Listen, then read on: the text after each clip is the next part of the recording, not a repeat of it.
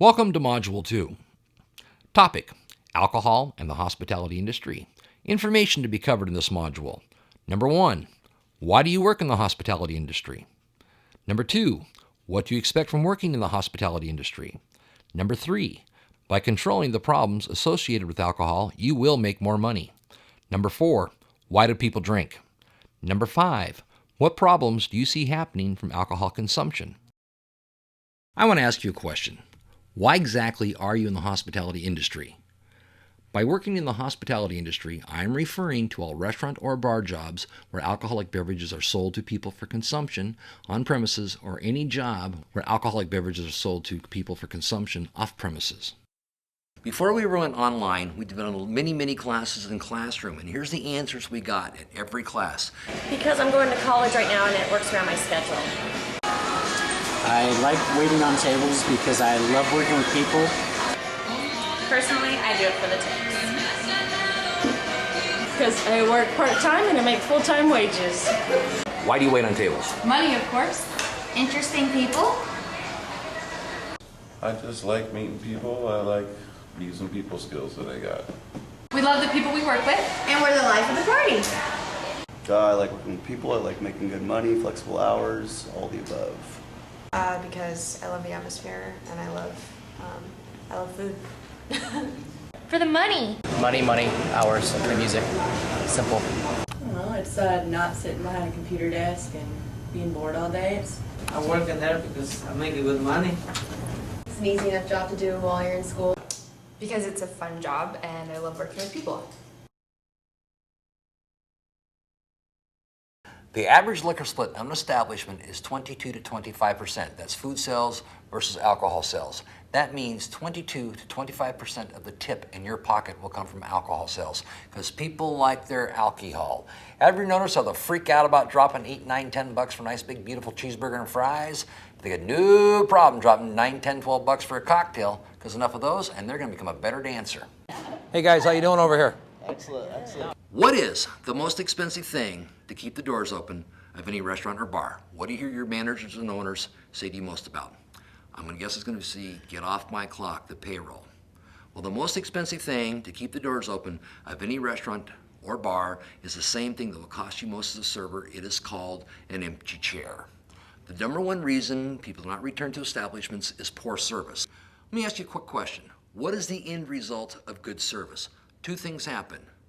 One, the guest comes back, and number two, you receive a better tip. Let me ask you a question, and be honest with yourselves about this. Have you ever noticed the more drunk somebody gets, the less of a tip you make? Now, some of you may look at me and go, that's not true, but go back times you got to cut somebody off. What happens to your tip? And I'll be honest with you, when I first started serving alcohol, my automatic assumption was if people got toilet hugging, fall down drunk, they're going to leave the dollars on the table as they slid down. Because most of them told me they're going to tip me well. It's like, oh, we're taking good care of you. We like you. That's the death knell. They get up and they leave, and they leave you 50 cents. Like, gee, that's a half a phone call I can afford. You're the best. My point is this. If you control the problems with alcohol, it is a form of better service. And I really do believe that. Not because what I do for a living now, but way back when I was waiting on tables, I got that concept. And I'll tell you when it really hit me. I was waiting on a party of 6 businessmen, and these guys were on the corporate account. Now that would generally mean ka-ching, it's not coming out of their pocket, they're laying that tip down. In fact, I had banked that big tip in my mind because these guys were loving me. Well, they ordered one more round. So when you question it, you go, all right, guys, I like you. Brought them out that last cocktail. They finished it. They're not laughing and joking anymore. They would like their check, please. Brought them out their tab. Now it's a whole lot more than they thought it was going to be. They're over their budget, and whose fault was that? That's right, it was mine, and they told me all about it. It's like, you should tell us how Mrs. Drinks are. You're a big boy, figure it out on your own. They left me an 8% tip. That last round cost me money out of my pocket. Not only does this ring true in an on-sale establishment, it is also true in an off-sale premises. Customers want to feel welcome, and if you maintain an inviting atmosphere in your store, the more people will shop there. Why do you think people drink alcohol? I believe some people drink because it's a habit, like going to the ball game or something, you know, they got to have a beer. People drink because either they're bored, sad, or lonely. Sometimes I like to drink just for after a hard day of work. Just helps me to relax before bed. Why do I drink? For the buzz. Peer pressure because my friends are doing it. It's 5 o'clock somewhere. Liquid courage. To loosen up, have a good time. Thirsty. Again, some of the answers we've received in our classrooms as well, they drink because they want to relax. It's social. People drink because they like the taste.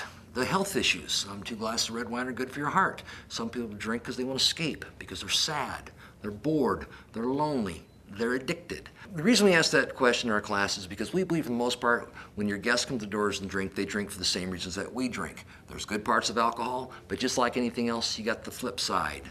What are the problems? What are some of the problems you've encountered from people consuming alcohol on your premises, place you've worked at, or people that you just know? DUIs?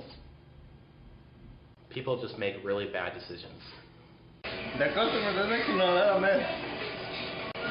simply make bad choices. DUIs, babies, fights, addiction. You know, as a restaurant manager, you have to realize that DUIs are definitely an impact on our business and a liability to the restaurant.